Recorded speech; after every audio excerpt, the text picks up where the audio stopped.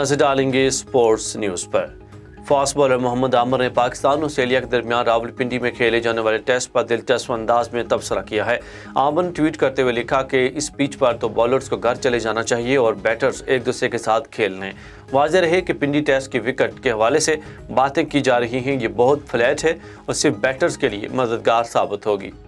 Australia के legendary साबिक spinner Shane Warne की मौत को तबीही करार दे दिया गया है। थाई पुलिस की जानिब से शेन वॉर्न की मौत को तबीही करार देते हुए मैयत का पोस्टमार्टम मुकम्मल कर लिया गया है।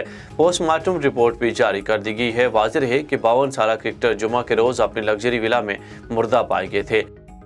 ICC विमेन वर्ल्ड कप में न्यूजीलैंड ने बांग्लादेश को 9 विकेट से शिकस्त दे दी।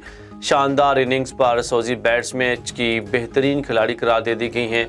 बारिश से मुतासरा मैच में बांग्लादेश ने पहले बैटिंग करते हुए 8 विकेटों पर 140 रन बनाए। फरहाना हक 52 रन बनाकर नुमायां रहीं। जवाबी इनिंग्स में न्यूजीलैंड ने 20वें ओवर में हदफ हासिल कर लिया।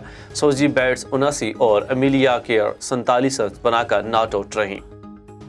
सऊदी अरब रियाज में रहने वाला पाकिस्तानी 12 साला बच्चा जो फुटबॉल के साथ अपनी परफॉर्मेंस दिखाकर पूरी दुनिया की तवज्जो का मरकज़ बना हुआ है। पाकिस्तानी 12 साला बच्चे ओलिया का कहना था कि मैं रोज़ाना 8 घंटे प्रैक्टिस करता हूँ, लोगों को अपनी परफॉर्मेंस पेश करता हूँ। मुझे सऊदी अरब की गवर्नमेंट ने भी काफ़ी सराहा है। मेरी कामयाबी का सेहरा मेरे वालिदैन और मेरे भाई जो मेरे साथ मौजूद होते हैं इनको जाता है। मैं जब 5 साल का था तब से मुझे फुटबॉल के साथ मुख्तलिफ करतब करता रहता था और आज मैं इस मुकाम पर हूँ।